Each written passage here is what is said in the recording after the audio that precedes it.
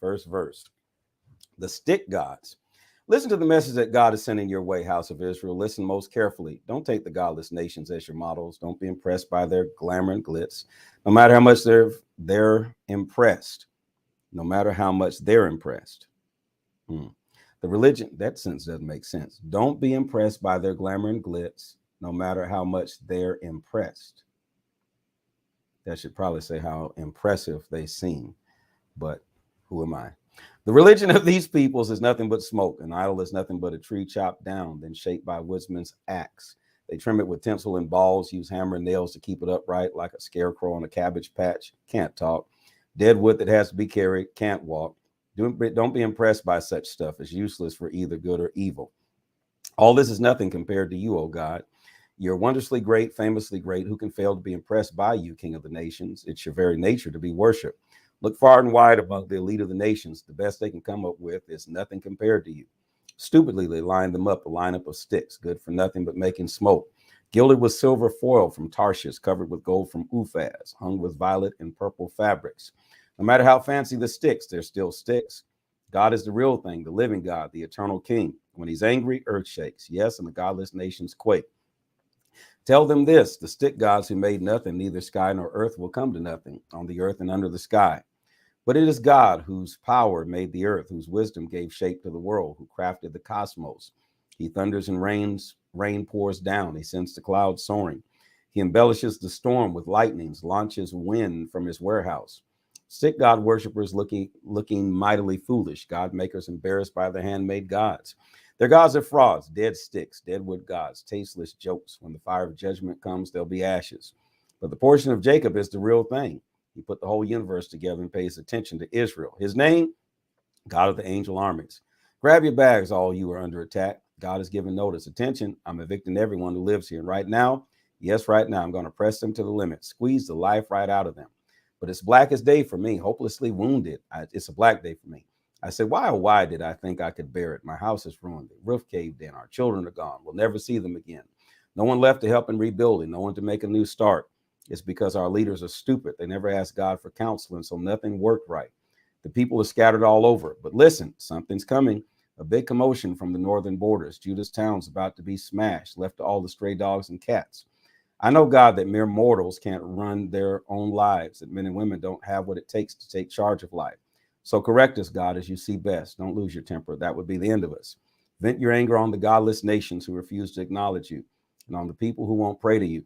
The very ones who've made a meal out of Jacob, yes, made a meal and devoured him whole, people and pastors alike.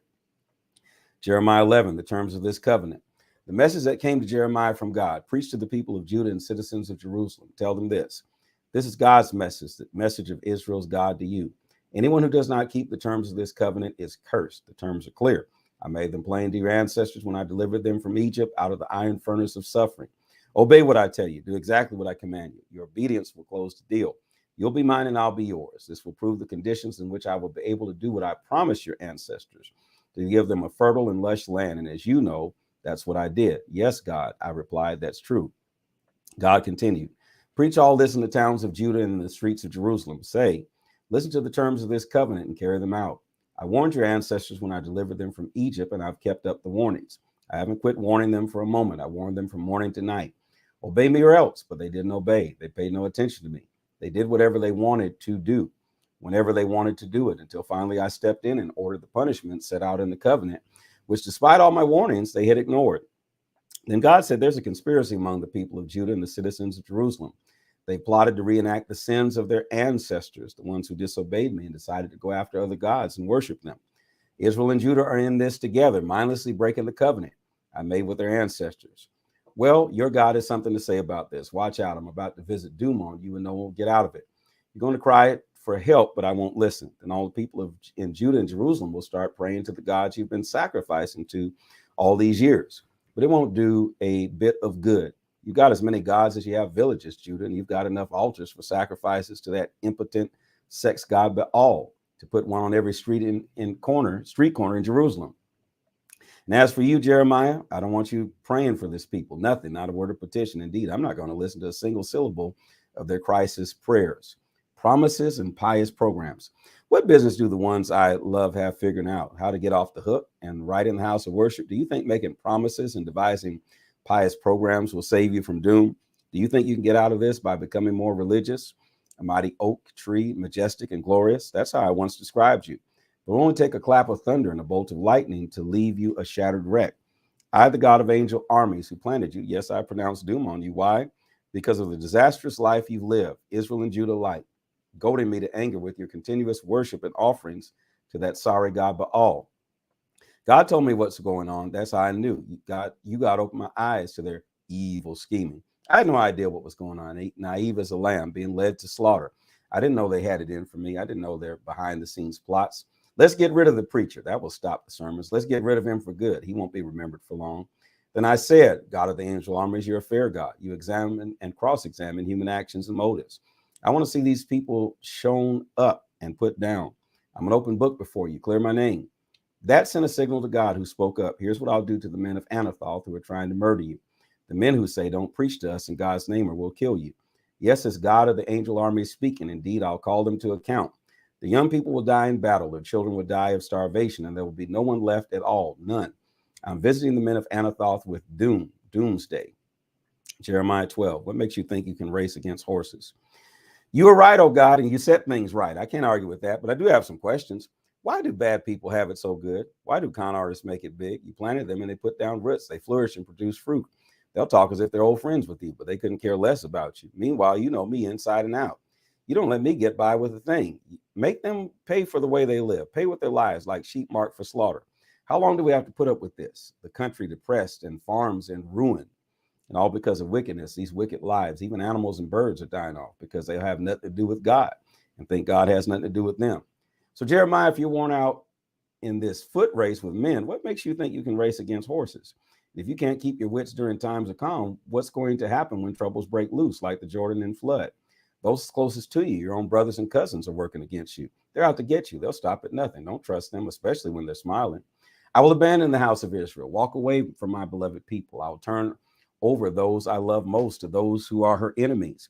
She's been this one I held dear like a snarling lion in the jungle, growling and baring her teeth at me, and I can't take it anymore. Has this one I hold dear become a preening peacock? But isn't she under attack by vultures? Then invite all the hungry animals at large, invite them in for a free meal. Foreign scavenging shepherds will loot and trample my fields, turn my beautiful, well cared for fields into vacant lots of tin cans and thistles. They leave them littered with junk, a ruined land, a land in lament. The whole countryside is wasteland and no one really cares. No one will really care. The barbarians will invade, swarm over hills and plains. The judgment sword of God will take its toll, and from one end of the land to the other, nothing living will be safe. They will plant wheat and reap weeds. Nothing they do will work out. They will look at their meager crops and wring their hands. All this the result of God's fierce anger. God's message regarding all the bad neighbors who abuse the land I gave to Israel as their inheritance. I'm going to pluck them out of their lands and then pluck Judah from among them. Once I pull the bad neighbors out, I will relent and take them tenderly to my heart and put them back where they belong. Put each of them back in their home country on their family farms. Then, if they will get serious about living my way and pray to me as well as they taught my people to pray to that God Baal, everything will go well for them. But if they won't listen, then I'll pull them out of their land by the roots and cart them off to the dump. Total destruction. This is God's decree, and this is the word of the Lord. Kind of a little strange.